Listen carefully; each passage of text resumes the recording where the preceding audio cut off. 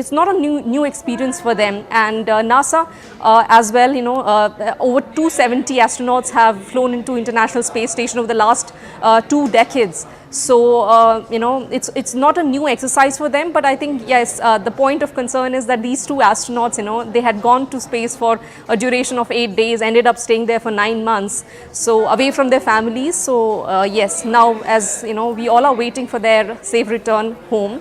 And we'll get to know a little more about once they land. Shrishti, just stay with us. We'll just go over right now to Dinesh Bhai Rawal. He's joining us right now, and he is actually a cousin of Sunita Williams. He's joining us on the phone. Dinesh Bhai, आप हमें सुन सकते हैं अभी? आपको हमारी आवाज़ आ रही है? All right, we'll look to re-establish that connection.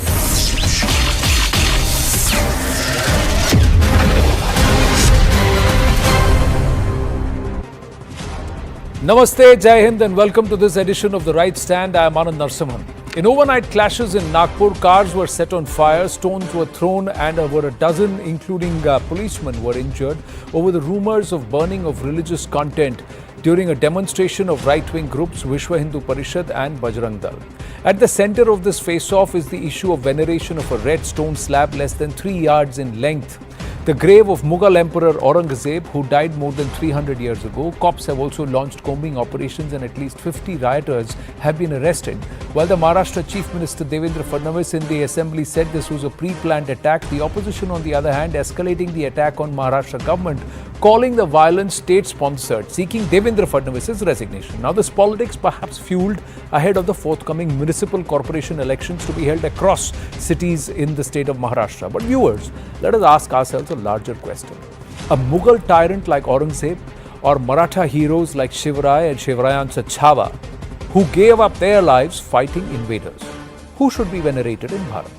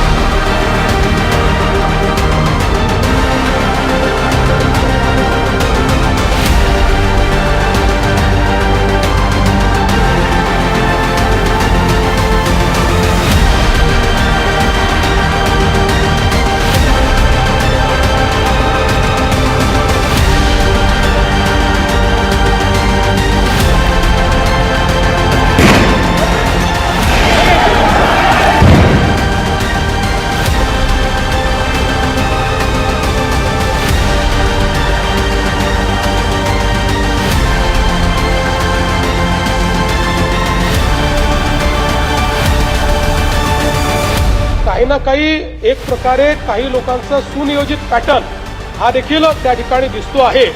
अशा लोकांना त्या ठिकाणी त्यांच्यावर कारवाई केलीच जाईल।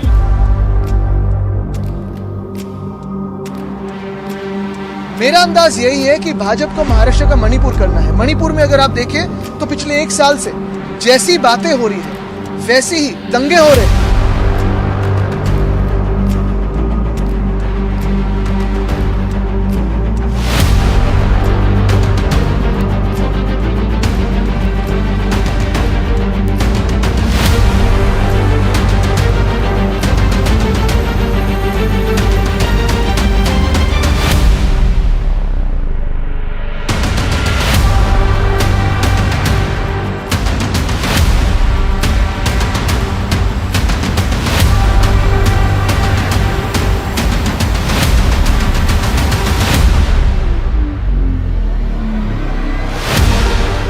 लड़के जो आए हुए थे पत्थरबाजी वाले, ये आए हुए थे बाहर से। मेरा रहना भालनापुरे में है।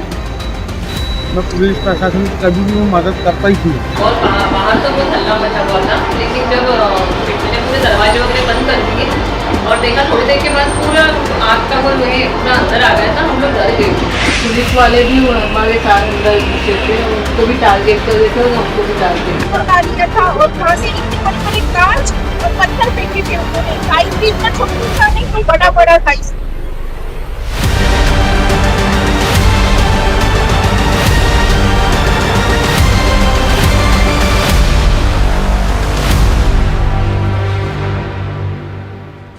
It's a straight face-off between the BJP and the AIMIM. Sardar RP Singh, spokesperson of the BJP with us. Junaid Khan, spokesperson of the AIMIM is there with us. Yes, you can have a verbal war of words, but on what? Junaid Khan, who should be venerated in Bharat? A Mughal tyrant or Maratha heroes is the question that we ask. Your thoughts, Junaid Khan? As per, if we discuss who should be venerated, I think when we are in 2025, we should see the future of our country instead of discussing the past rulers and their graves.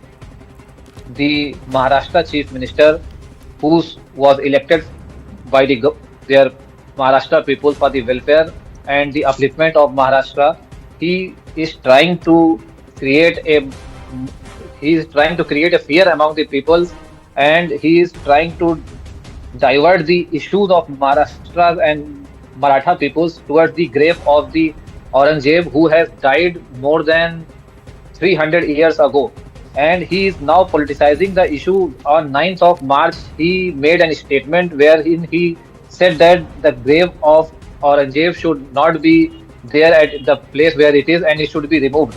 And on 17th of March, at the inauguration of Shivaji temple, he realized that the statement he made earlier was somehow it was provoking to the VHP and the people like Bajrang Dal, and then he tried to balance it. On 17th of March, he said that there are certain legal formalities, and the government of the past government has certain enactments which has protected the grave. And when he realized that his past statement was not in accordance with the law and not in accordance with his post which he is holding in the Maharashtra, then he tried to balance it. But till then it was too late. And the Bajrang Dal and VHP, the other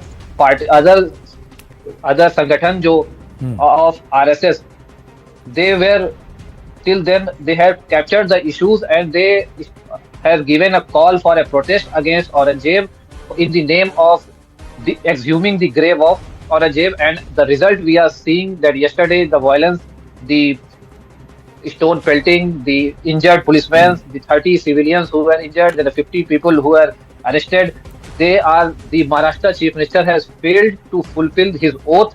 And the problem here that if a Chief Minister fails to fulfill his oath, there is no provision in our constitution that he should be disqualified from his post or he should be terminated. Junaid Khan, at no point am I condoning the verbal assaults or the kind of abrasive comments that the VHP or the Bajrang Dal made. But my point is, their anger is against Aurangzeb.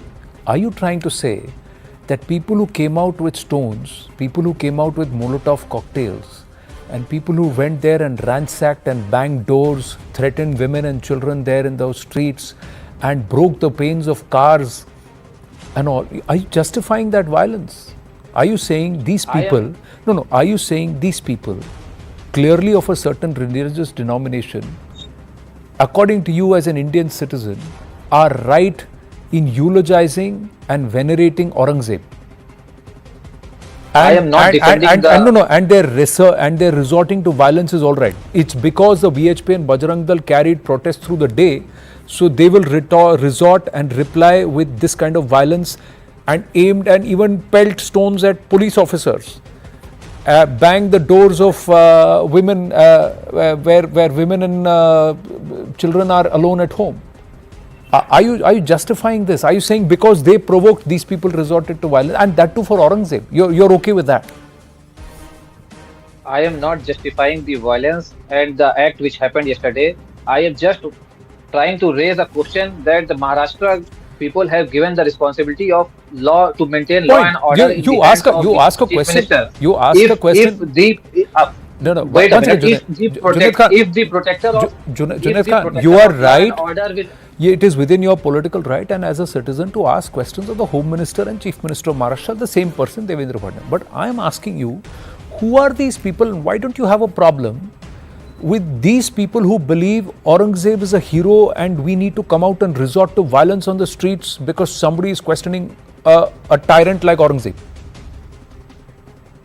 no one is supporting these people who are creating the atmosphere of violence and pelting the stones on the innocent peoples and policemen. But the question here is, who created this atmosphere? No. Who is responsible for my creation point of is this atmosphere? Okay, I'll come back to Junaid Khan. You've asked a few political I- questions, so let the BJP answer that and we'll go to that. But I'll come back to you on a larger point. Just hang on there. Yes, Sardar RP Singh. So Anand, who started all this? Abu Azmi. Who triggered it? It was Abu Azmi who triggered it. Who was singing songs for Aurangzeb. And I have seen a Samajwadi Party spokesperson on another channel was saying GDP was highest during Aurangzeb's regime. This is the sort of praises they are doing for the Aurangzeb. Probably if I'm right, Mr. Bhati was one of the spokespersons who said so. So this is a clear indicator that there is a set of people who still hold Aurangzeb as their hero and they still worship Aurangzeb.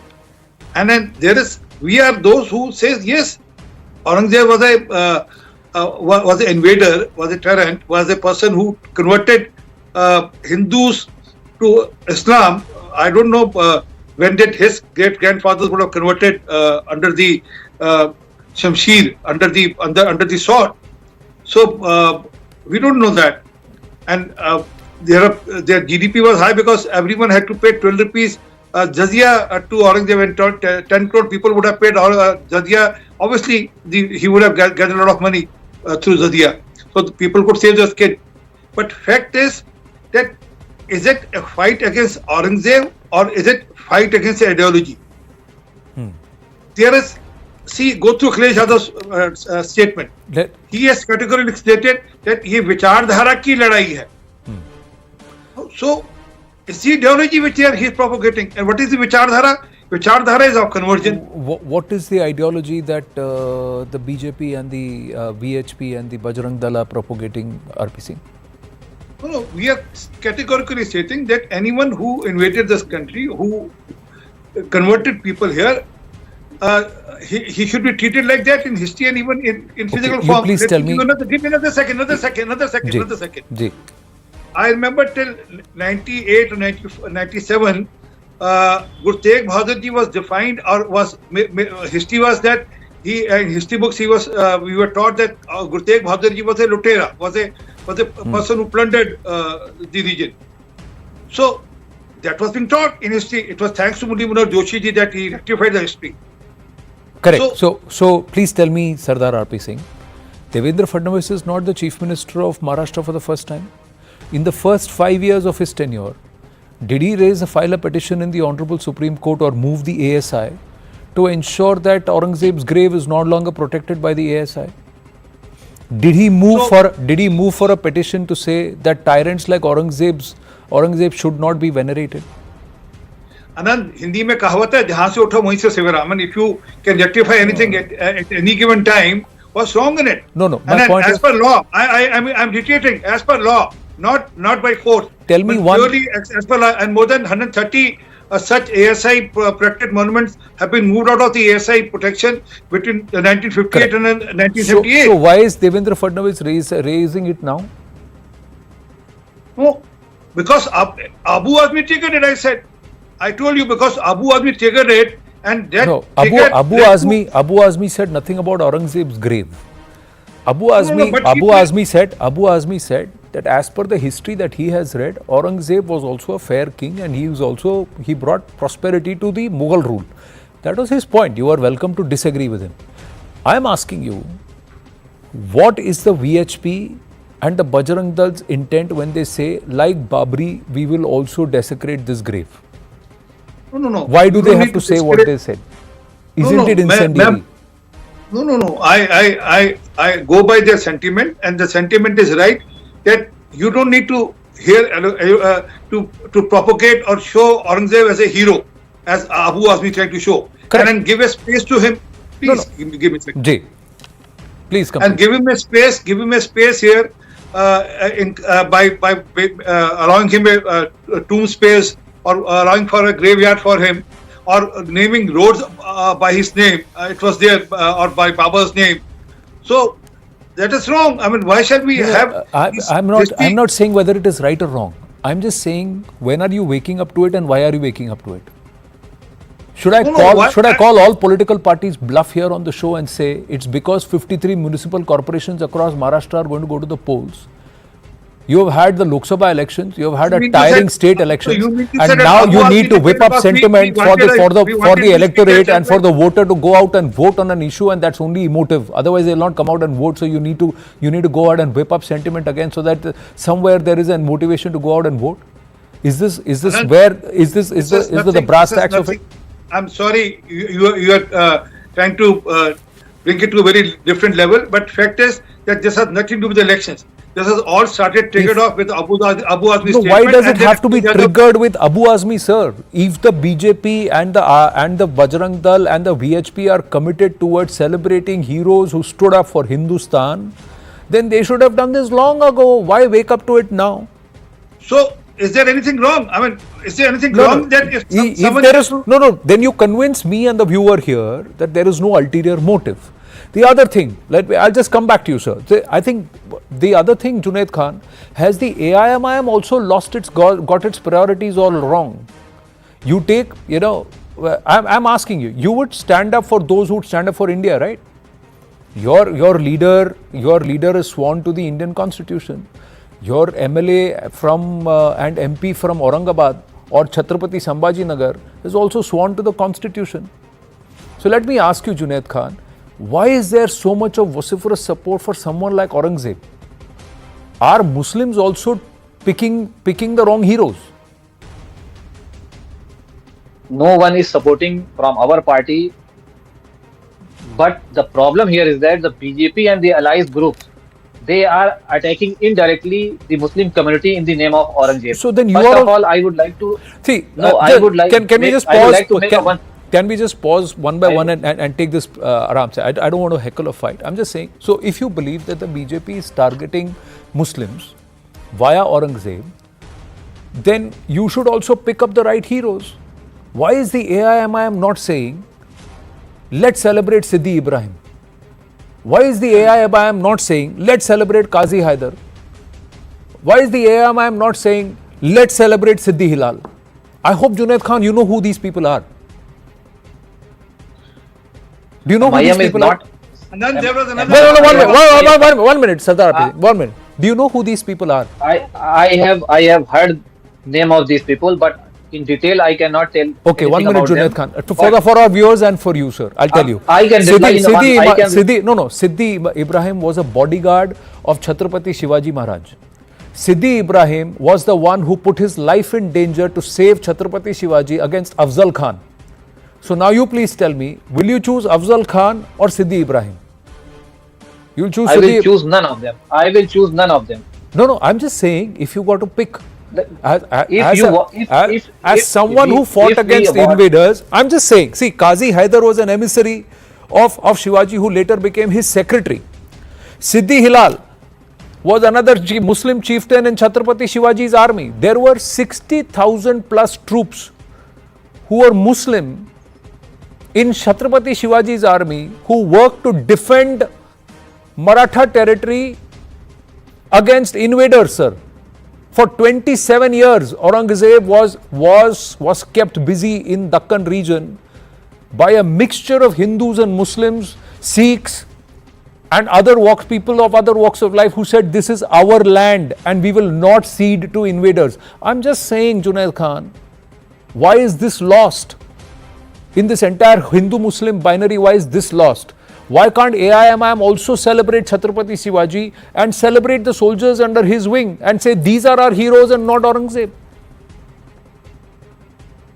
Because the celebrating the past historical character will nowhere going to set the target that India will become a $1 million economy and a superpower. If you want India to progress, history should be read as history. We should not discuss. But then that is also, 300 or then 400 aren't you being selective there? We should not discuss. No. We should not discuss. No one is praising from our party that Aurangzeb was a very Sir, the good learnings leader. of the past are also the written dictats of today among many religions. So then all of that should be history. Then should our texts should not be their guidelines for our life and into our future. Don't text across the Hindu way of life, across Sanatan, across Sikhi, across Islam, and across Christianity and other books. Are they not history, sir? Then they should not be followed today, and they should not set the course for the future. See, you can't have a selective argument. So history is important, and we need to get our history right, and we need to also choose which part of our history do we actually want to embrace. Sardar RP Singh. No, Sardar RP Singh, I'm just saying. So the same question comes to you, sir, that the VHP, the BJP or the RSS, nobody has ever said, let's build a monument for Sidi Ibrahim. Let's celebrate Qazi Haidar, let's celebrate Sidi Hilal.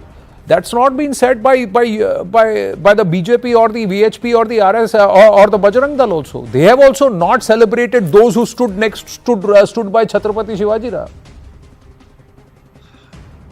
Issue is that you are trying to safeguard or trying to give a escape route for them to eulogize Aurangzeb. That's the problem, and they will use this. And then for them, Aurangzeb is a hero because he was there. He was the one who was running a dynasty. Was part of a dynasty which converted people to Islam. And then every day he will weigh something like 50 kg of 50 kg Correct. of the So are you saying that there are those who swear by the constitution? Sir, Asaduddin Owaisi has sworn by the constitution of our country. He says this land, Bharat, India, is as much as my country as anybody else's. So why will an Asaduddin Owaisi pick an Aurangzeb over a Sidi Ibrahim or a Sidi Hilal? Why will members of his party choose to celebrate an Aurangzeb or a Babar over a Sidi Ibrahim, Qazi Haidar or a Sidi Hilal? Why will they not choose the right Muslim heroes who stood up for Bharat? Why aren't you willing? Also because Anand, more shocking is the man or the dynasty which converted them, which forced them to convert. I mean, Owaisi's great-great-grandfather would have been converted some 300 years or 400 years ago. So the person who converted them is a hero. Who forced conversion on them is a hero. For us, our hero is Guru Gobind Singh Ji, Guru Tegh Bahadur Ji, Chote Sahibzade Ji. Sir, Islam came to Bharat as early as the 6th century. Okay, from the just around the times of the Prophet, Islam was in Bharat much before Aurangzeb came 1,000 years later. Correct.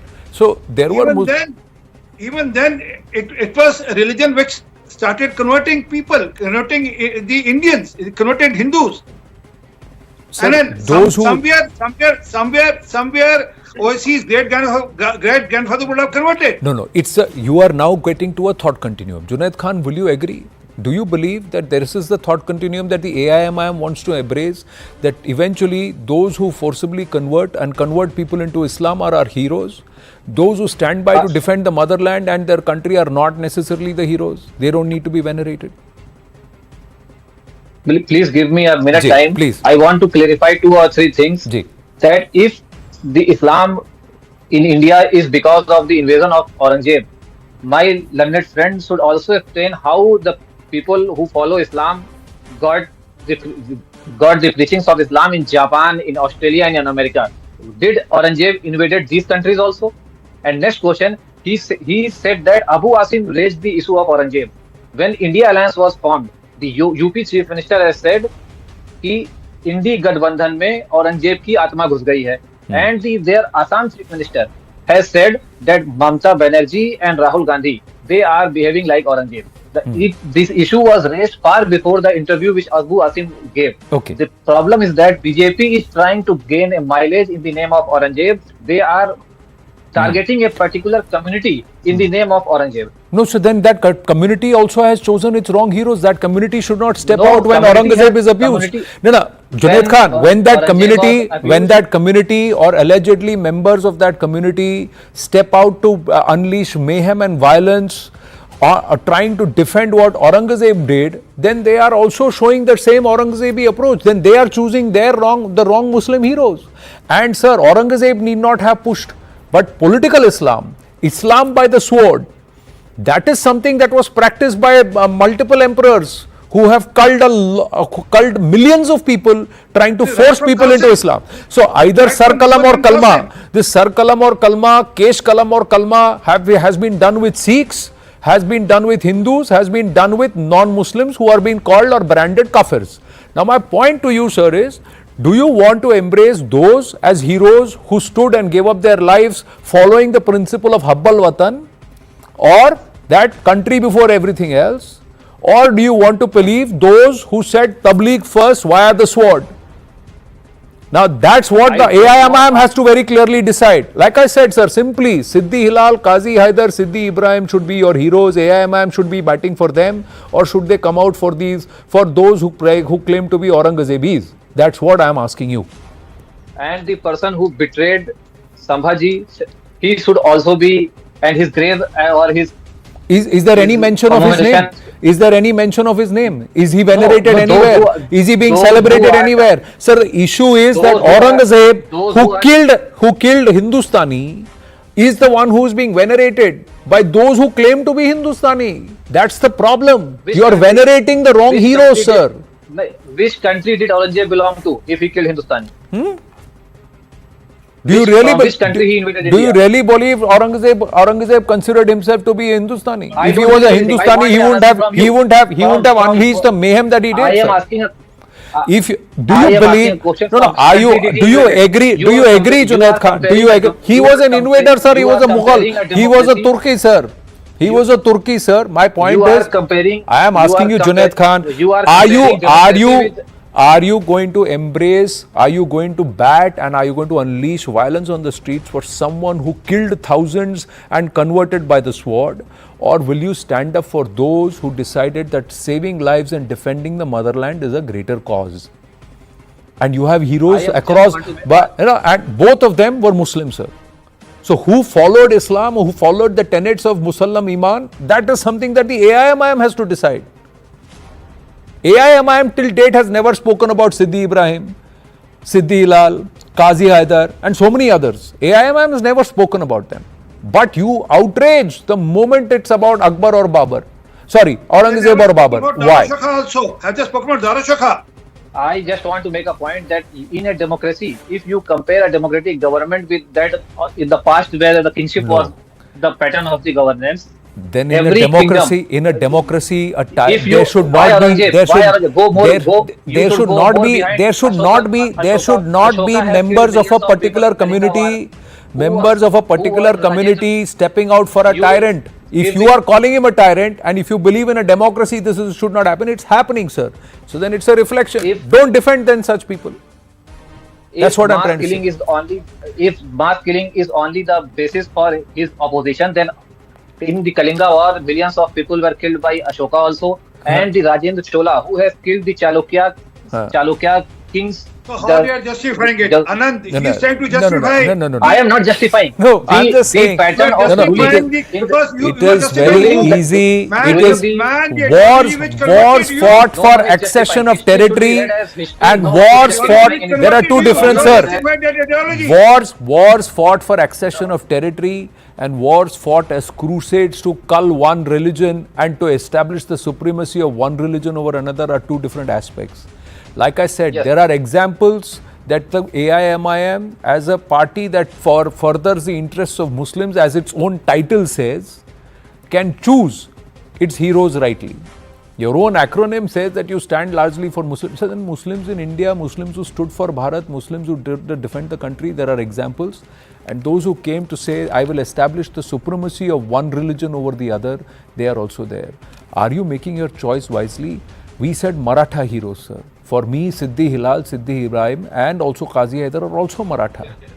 Because they fought with the Marathas and they were Maratha. But are we choosing those heroes, or are we deliberately trying to venerate those who did not believe in the idea of India and an inclusive India? That's what I'm trying to say. Thank you, gentlemen. I have to move on. We got big news coming through. National Security Advisor Ajit Doval has met the Five Eyes chiefs. I have to quickly share this before we move on. The NSA has raised the issue of terror finance, counter-terrorism and Khalistan with Five Eyes. Top intel sources reveal that National Security Advisor Ajit Doval raised concerns about terror finance, counter-terrorism and Khalistan with the Five Eyes alliance. Sources further claim that these topics are a part of broader talks on counter-terrorism and intelligence sharing, enhancing cooperation to counter-terrorist activities and disrupt funding networks from ISI was also top of the agenda in this meet. We'll see you after a short break. Stay with us. Tamil Nadu, Tasmac, will tipple issue topple another government? We debate that when we come back.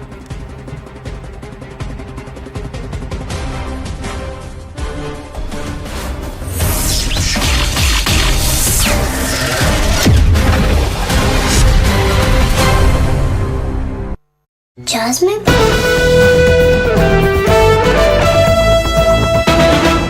The issues that had led to problems when this 9-month mission has been taking place, why it kept extending to 9 months, the different issues that took place, because there were weather-related issues around the Florida coast that prevented things from taking place more quickly. There was also a different set of issues, the technical issues that took place in the first place.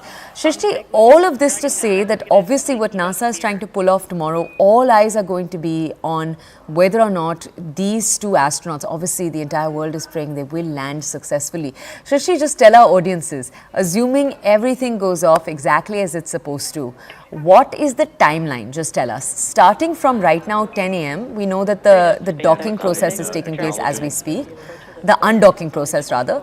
Now, what's going to take place? What are the next few steps until tomorrow morning?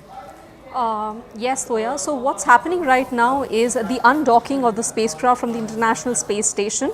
After that, after this crucial phase is over, NASA will wait for some more time to start the de-orbit burn, which is the time when the spacecraft starts preparing for re-entry re-entry on Earth. So that crucial phase will begin later this evening, and NASA is going to monitor the weather conditions of the Florida coast, because that is very crucial, because once the re-entry takes place, that usually takes around 3 to 4 hours, and once it gets a go-ahead from the ground station, only then the de-orbit burn, which is the last penultimate phase, will begin later this evening. And if all goes as planned and the weather conditions are favorable, then we hope that the astronauts will be safely landing on Earth off the coast of Florida around 3:30 to 4 o'clock tomorrow Indian Standard Time, and the ground teams will be alerted. So see, apart from the weather, it also depends upon how ready are the ground teams and at the sea, because to ensure the recovery happens as planned and on time.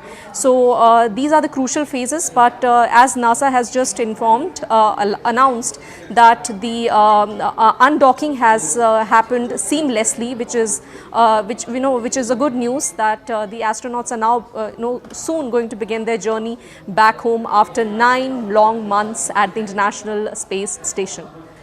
Okay, Shrishti, one of the most interesting aspects of this story has obviously been what takes place in their bodies when they're in space, and what are the precautions that are going to take place once they land. We know immediately when they land, you're going to have NASA medical teams rushing towards them to run them through all kinds of checks. But just tell our audiences what happens when you're up in space for 9 months. One, for example, is that you forget that gravity is a thing. But just tell our audiences in a more systematic way exactly what takes place. Definitely. So one point that we should not forget is that both Sunita Williams and Butch Wilmore are NASA veterans. They have flown into space twice before. So this is their third visit to the space. So they're well aware of the conditions there. The major challenge comes from the extended stay in microgravity, which is the weightlessness, because there's no gravity in space. So when you stay in such conditions for a very long period of time, then there are chances, or rather there are actually effects that you lose your muscle density. There's muscle atrophy. There are some changes in your body fluids, and that is why all these astronauts are really trained to perform exercises and keep their bodies fit at the International Space Station. So yes, that microgravity effects are definitely there. Second, scientists tell us that nominal space radiations are always present at the International Space Station, no matter what kind of precautions you take. So when any extra day in space renders you much more vulnerable to those radiations impact. So once the astronauts are back on Earth, they're usually quarantined for some period of time to ensure that their health parameters are okay, and ensure that the effects that they had when they were at the International Space Station. It's very difficult to really say what kind of impacts they actually experience, because space agencies around the world rarely share that data. That data is not available in the public domain, so we really do not know. But scientific studies show that some of the effects can really be recovered, but in the long term it does definitely have an impact. But again, I'd like to emphasize that both Sunita Williams and Butch Wilmore are veterans. They know how the conditions happen in space, and they really it's not a new experience for them. And NASA as well, over 270 astronauts have flown into International Space Station over the last 2 decades. So it's not a new exercise for them, but I think yes, the point of concern is that these two astronauts, they had gone to space for a duration of 8 days, ended up staying there for 9 months, so away from their families. So yes, now as we all are waiting for their safe return home. And we'll get to know a little more about once they land. Shrishti, just stay with us. We'll just go over right now to Dinesh Bhai Rawal. He's joining us right now, and he is actually a cousin of Sunita Williams. He's joining us on the phone. Dinesh Bhai, आप हमें सुन सकते हैं अभी? आपको हमारी आवाज़ आ रही है? All right, we'll look to re-establish that connection. We do have a relative of Sunita Williams joining us right now. And we'll actually be bringing you multiple guests through the day today and tomorrow morning to bring us coverage around the story. Okay, we'll just go back to Shrishti for a second and ask her more. Shrishti, tell our audiences, there's a lot of really interesting questions, a lot of excitement around whether, how this will take place.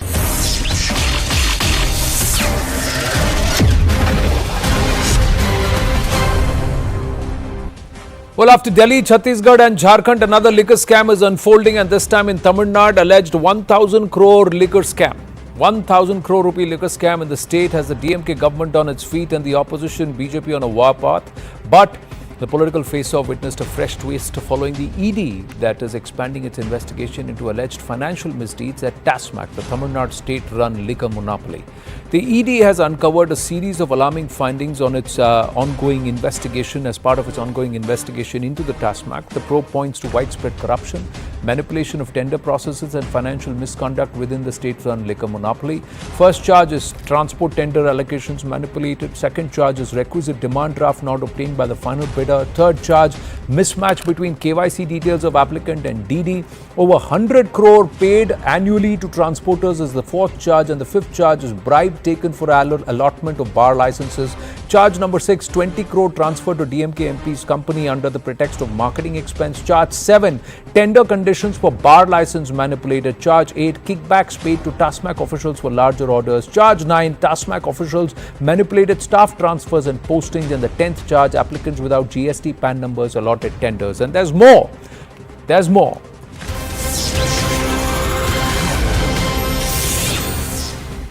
What's now being unearthed is a complex web of illicit activities. At the heart of the scandalized Tasmac, a behemoth of 38 district offices, 5 regional offices and a staggering 60,000 crore turnover. Top ED sources revealing to CNN News 18 via Group Editor Investigations and Security Affairs Manoj Kumar Gupta that there are 4,829 Tasmac outlets, and they have uncovered glaring discrepancies in transportation tenders. Evidence suggests that consignments meant for retail outlets were diverted with powerful figures linked to the scheme. Another layer of investigation focuses on 11 distilleries and 6 breweries suspected of operating as family-run enterprises colluding with Tasmac officials and influential individuals. The ED alleges that these distilleries inflate bottle prices and receive cash kickbacks, evading taxes by manipulating e-way bills. A distillery owner was caught with 40 lakh rupees of unaccounted cash, admitted to receiving funds from a bottling plant owner, further solidifying the ED's suspicions. A third layer of investigations will be people who are involved in taking extra money in form of bribes from bars on every bottle and deciding wine at the counter. And also, the extension may include more officials, deeper financial audits and international money trails. Though details are not yet public, the investigation news is only getting tighter. Let's go across to our guest, Kalyan Raman, leader of the BJP, and Ramasubramaniam, political analyst. Mr. Ramasubramaniam and Kalyan Ramanji, Namaste, Jai Bharat. Now, Mr. Ramasubramanian, how would you respond to this? This is looking like far, far bigger than what Arvind Kejriwal got caught in. Good evening to everyone. You have listed out 9 charges in respect of this Tasmac scam. But you have not mentioned the period during which this has happened. FIRs have been filed and based on the FIR, action has been initiated by Tasmac. So from the papers which have published about the news is that it is a matter taking place between 2016 and 2021. 2016 was Madam Jayalalitha's period, and 2007 to 2021 is Mr. EPS period. Therefore, how can you blame the present government? It is absolutely improper on the part of anybody to charge the DMK government in respect of the so-called scam. The second point, I would like to make it very clear and candid that all these things are happening, because of the fear of BJP in respect of 2 issues. One is the delimitation issue, which has become a national issue, and now many leaders of the nation are talking about delimitation problems. And secondly, the 3-language formula, which is being imposed on Tamil Nadu, that is being opposed tooth and nail in Tamil Nadu. So to cover all these issues, the government, central government, through the ED, is giving a news that some 1,000 crore scam has taken place. So all this, I just want to mention that the transfer you have mentioned about, transfer of something like 2,000 and 2,157 employees. These are all routine matters. These are all done through counseling. So on the basis of the request of the employees, on the basis of exigencies, these are all bound to happen every year. And how can you say that this is a scam? Second point, transport and all that, it is claimed by ED that there is no KYC and all that, but it is very clearly reported by Mr. Sendil Balaji, the minister, that the KYC norms have been fully observed and there is no hanky-panky in respect of this. These are all some of the issues, whatever has happened during 2016 and 2021, how can you blame the present DMK government? It is, I think it is out of jealousy that DMK is growing. Let me make it very clear, I am not a DMK political personality. I am just a political observer only.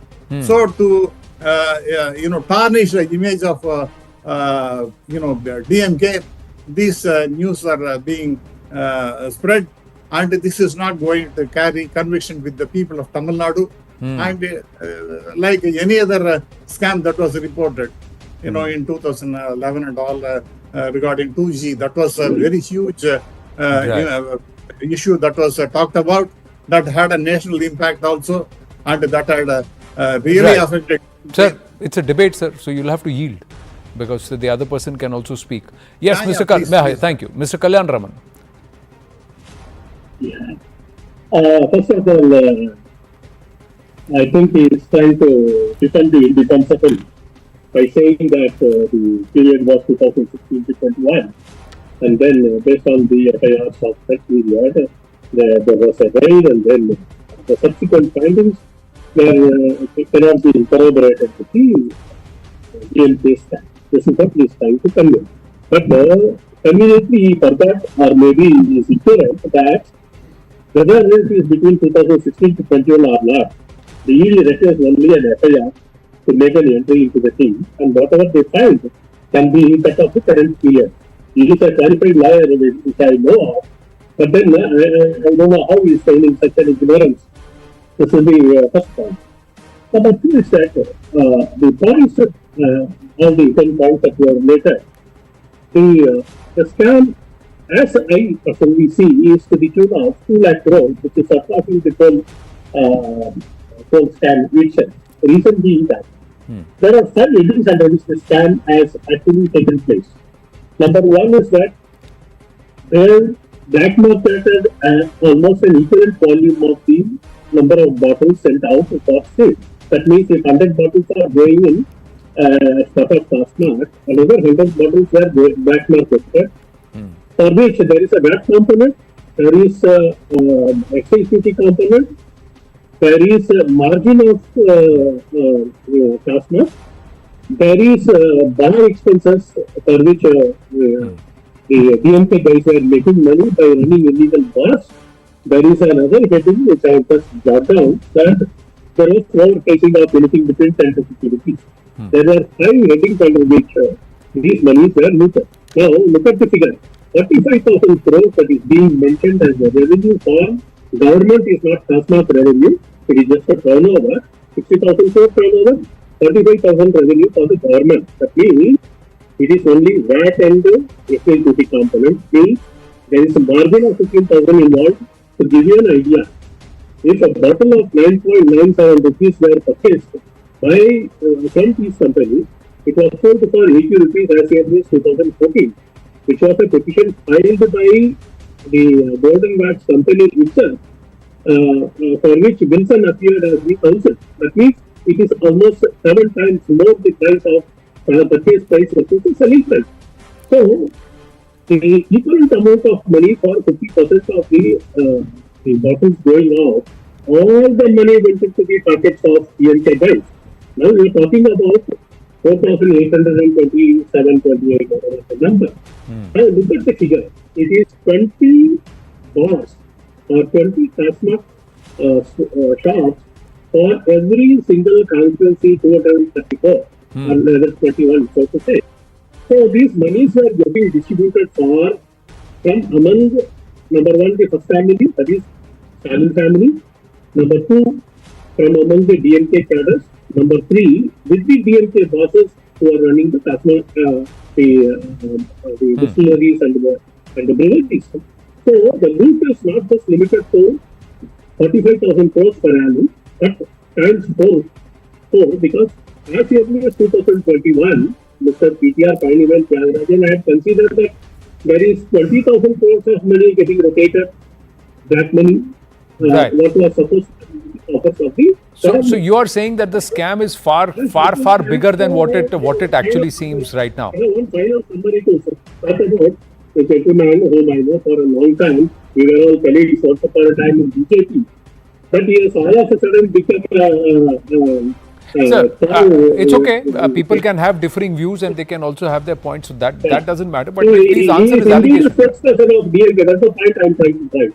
He is indeed a spokesperson of DMK. That's the point I'm trying. Thank you. Right, Mr. Ramasubramaniam. Mr. Kalyan Raman has mentioned so many details to corroborate his contention that there is a scam. But as if he is a person to have investigated the whole issue he is talking. What are all the basis on which he is reeling out so much of information? Even I have seen the Enforcement Directorate note, which is of 2 pages, and it doesn't give any detail, except that there is a scam maybe to the tune of about 1,000 crores. But as he mentioned, let me. Okay, my let dear, him speak and then you Kalyan please Raman, counter. Yeah, please. Yeah. My dear Kalyan Raman, please wait a minute. Yeah, fantastic. So these are all the figures that reeled off by Mr. Kalyan Raman, and even ED has not mentioned anything about what he says. So it is out of imagination. He is also a lawyer, I know. All these things will not stand the scrutiny of law. It will never stand in the court of law. On what basis these are all the details which he is claiming to be the scam amount, 20,000 crores. It is mind-boggling. This has become the regular feature of BJP to throw a big amount as a scam amount and make it as if a very huge fraud has taken place. In fact, there is no mention about it. I have mentioned very clearly that this so-called FIRs have been filed between 2016 and 2021. And arising from that, some investigation is going on. Sir, there are two. Go to that to do Mr. Ramasubramaniam. That's all. Mr. Ramasubramaniam, there are two POPs. One is the process of prosecution, and then the other one is the politics of perception. Now, the point is that the ruling disposition has to pass both the tests. Yes. If it passes the process of prosecution, that means they will come clean as far as the court of law. But if they don't pass the politics of perception or the politics of the people's perception, then they will lose the elections. From point is, one of the biggest allegations is that at the Tasmac shops, people are buying liquor somewhere between 10 to 20 rupees above the MRP. Now the common Tamara who's going to that Tasmac shop, if he or she knows about this and they realize that this is the loot that is happening and that they have had enough of it, then it's going to have a huge issue. This profiting over someone's tipple and their hard-earned money, and at the end of the day to have that one small drink, that if it goes into their head that politicians have profited out of this, and through the time of COVID also they have done it, if this goes down on ground, then it's a problem for the DMK. I hope you understand, you'll appreciate that, Mr. Ramasubramaniam. But then this BJP inflating these numbers, and ED gets active 8-9 months before elections. This is an allegation against the BJP and the ED. Mr. Kalyan Raman. Absolutely. See, can you say that this has been... let Mr. Kalyan Raman speak. Ramasubramaniam ji, please. I said about what the ED has made as an observation. They were just a two-page observation. Mr. Ramasubramaniam, you did not like him interrupting you. Please don't heckle him. Please don't speak over him. Let him speak. It is his time. Yeah. Thank you. Let him go ahead. Thank you. Yes, Mr. Yes, Mr. Kalyan. Thank you so much. The point is simple. Neither he has to rely upon ED's document, that is just 2 pages, and concede that there was fraudulence by the DMK, or he has to say that whatever the further allegations being made, they can be denied on certain grounds. Now, it is their own minister who said that not today, 2021, 20,000 crores are being circulated away from the system. Not black money, but away from the system. He essentially meant a task. Who said that? None other than the minister of DMK. If it is 2021, 20,000 crores, as computed by the then finance minister himself, today, having inflated the figure, that is 3 times the increase of price of the Tasmac by January 2021, September 21, and again January 2024. So they kept increasing the price of Tasmac, and also they kept charging more and more. Earlier it was 10 rupees, today we are talking about 30 rupees. All these money where they were gold. They were getting distributed copy, election funds. They were building a basket, election baskets, by illegal means. Well, my point, the burden of proof, Mr. Kalyan Raman, I have to wind up, but the burden of proof lies on the prosecution. Oftentimes the ED has whipped up charges, but it's failed to prove it in the court of law. They have arrested people, but some have come back and lost elections, some have come back and won elections. But for the BJP, If it is taking the moral high ground on this, the challenge is for you to go and make the people understand if there has been aji-baji and if netas have profited on this entire thing and it's been off the take. If there is 10 rupees, 20 rupees above the MRP and that's become the norm there, that means money is being siphoned. There are people who have hands on the till. The people, Tamil people, if they understand this, there is a problem for the DMK. And Mr. Ramasubramanian, the burden of proof lies on the prosecution. But the issue of perception, that is something that the DMK is dealing with. Was delimitation and third language whipped up because of Tasmac? And there is also sand mining and land mines, this one coming through. That is also going to come through very soon. We've got those details also in the coming days. So, is it to battle that perception, that negative perception that this emotional frenzy was being whipped up? I'm just turning the argument on its head. We'll leave it on that. Viewers, do think about it. We'll come back with more. There are more details on what's happening in Tamil Nadu, management, mismanagement, governance, misgovernance. We'll leave that for you to decide, but the details are quite startling in the coming days here on The Right Stand. But for the moment, winding up. Thank you for watching.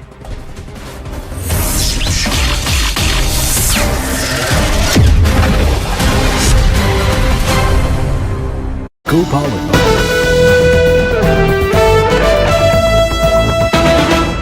The issues that had led to problems when this 9-month mission has been taking place, why it kept extending to 9 months, the different issues that took place, because there were weather related issues around the Florida coast that prevented things from taking place more quickly.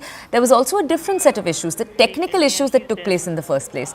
Shrishti, all of this to say that obviously what NASA is trying to pull off tomorrow, all eyes are going to be on whether or not these two astronauts, obviously the entire world is praying they will land successfully. Shrishti, just tell our audiences, assuming everything goes off exactly as it's supposed to, what is the timeline? Just tell us. Starting from right now 10 a.m, we know that the docking process is taking place as we speak, the undocking process rather. Now, what's going to take place? What are the next few steps until tomorrow morning? Yes, Toya. So what's happening right now is the undocking of the spacecraft from the International Space Station.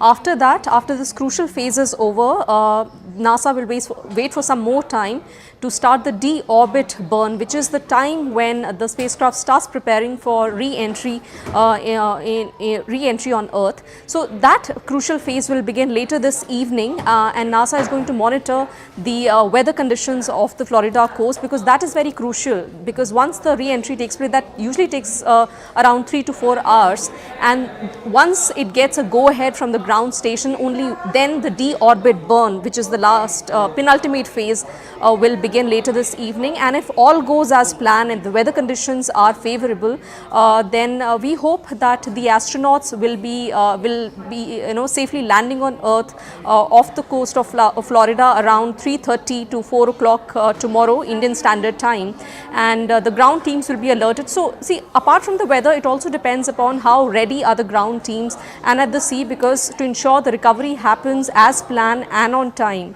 So these are the crucial phases, but as NASA has just announced that the undocking has happened seamlessly, which is a good news, that the astronauts are now soon going to begin their journey back home after 9 long months at the International Space Station.